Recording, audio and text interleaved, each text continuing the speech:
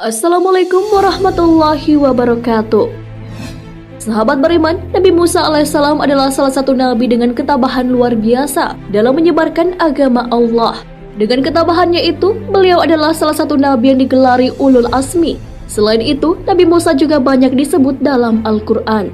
Terdapat kurang lebih 125 kali nama beliau disebut dalam Al-Quran. Nabi Musa alaihissalam adalah nabi yang diberi wahyu langsung oleh Allah Subhanahu wa Ta'ala. Beliau pernah menanyakan amalan apa yang paling Allah sukai. Apakah itu? Simak ulasannya dalam video ini dan tonton terus hingga akhir, tentunya hanya di channel Islam Populer. Tapi sebelum lanjut, jangan lupa klik subscribe, like dan lonceng notifikasi untuk mendukung channel ini agar terus menyiarkan syiar Islam.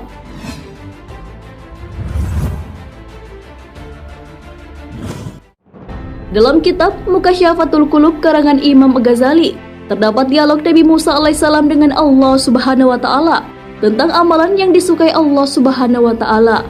Wahai Allah, aku sudah melaksanakan ibadah yang engkau perintahkan. Manakah di antara ibadahku yang engkau senangi? Apakah solatku? Allah Subhanahu wa Ta'ala kemudian menjawab, solatmu itu hanya untukmu sendiri, karena solat membuat engkau terpelihara dari perbuatan keji dan mungkar. Nabi Musa alaihissalam pun bertanya lagi, apakah Allah menyukai zikir yang dilakukan Nabi Musa alaihissalam? Allah pun menjawab, zikirmu itu untuk dirimu sendiri, karena zikir membuat hatimu menjadi tenang. Nabi Musa alaihissalam pun terus menggali informasi mengenai amalan yang disenangi oleh Allah Subhanahu wa Ta'ala dan mengatakan, apakah puasaku? Kemudian Allah Subhanahu wa Ta'ala menjawab, puasamu itu hanya untukmu saja, karena puasa melatih diri dan mengekang hawa nafsu. Tak sampai di situ, Nabi Musa alaihissalam masih bertanya, lalu ibadah apa yang membuat engkau senang ya Allah? Allah pun menjawab, sedekah. Tak kala engkau membahagiakan orang yang sedang kesusahan dengan sedekah, sesungguhnya aku berada di sampingnya. Dari dialog tersebut, ibadah-ibadah seperti sholat, puasa, dan zikir tidak menjamin Allah senang kepada kita, walaupun pahalanya tinggi. Ibadah-ibadah tersebut hanya berdampak bagi diri sendiri, tapi tidak berdampak kepada orang lain. Sedekah merupakan ibadah atau amal perbuatan yang bukan hanya berpahala tinggi bagi diri sendiri, tetapi juga dapat membuat bahagia orang lain yang sedang kesulitan dan membutuhkan uluran tangan. Hal inilah yang disenangi oleh Allah Subhanahu wa Ta'ala. Abdul Aziz bin Umair mengatakan bahwa sholat hanya mengantarkan kita setengah perjalanan menuju surga, sedangkan puasa mengantarkan kita ke depan pintu surga. Namun sedekah membuat kita masuk ke dalam surga. Para ulama besar juga senantiasa mengingatkan akan pentingnya sedekah. Apabila seseorang yang hanya fokus dengan ritual ibadah untuk diri sendiri, seperti sholat, puasa, dan zikir, hal itu belum menjadi upaya untuk mencintai Allah Subhanahu wa Ta'ala. Seseorang yang hanya fokus dengan ibadah yang bermanfaat untuk dirinya sendiri, belum memenuhi syarat untuk masuk ke surga. Adanya sedekah menjadi penyempurna amal ibadah untuk mengantarkan ke surga. Perihal sedekah, Allah Subhanahu wa Ta'ala sudah menegaskan kecintaan kepada orang yang melakukannya. Hal ini sesuai dengan firman Allah Subhanahu wa Ta'ala, sedekah, infak, zakat, dan perbuatan baikmu, itulah yang membuat aku senang, karena tak kala engkau membahagiakan orang yang sedang susah, aku hadir di sampingnya, dan aku akan menggantinya dengan ganjaran 700 kali lipat. Quran Surah Al-Baqarah ayat 261 hingga 262. Dalam hadis Rasulullah SAW, terdapat juga amalan yang paling dicintai Allah Subhanahu wa Ta'ala.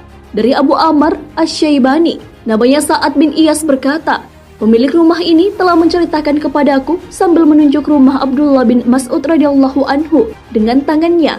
Ia berkata, aku bertanya kepada Nabi SAW, amalan apakah yang paling dicintai Allah? Beliau SAW menjawab, sholat pada waktunya.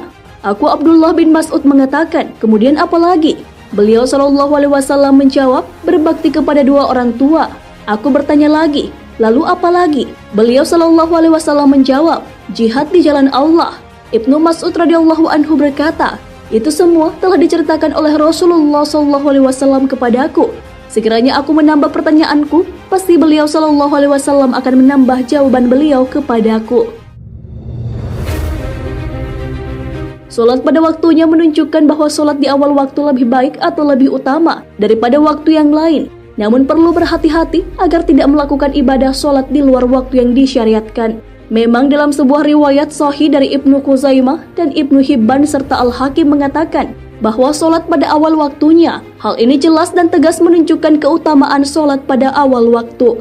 Dalam hadis tentang ibadah yang paling dicintai Allah Subhanahu wa Ta'ala, berbakti kepada kedua orang tua didahulukan daripada jihad. Hal ini menunjukkan betapa besar perkara bakti kepada orang tua. Menyakiti keduanya adalah hal yang terlarang dan diharamkan. Untuk jihad terbagi menjadi dua, yaitu jihad fardu ain dan fardu kifayah. Jihad yang fardu ain lebih didahulukan daripada hak kedua orang tua.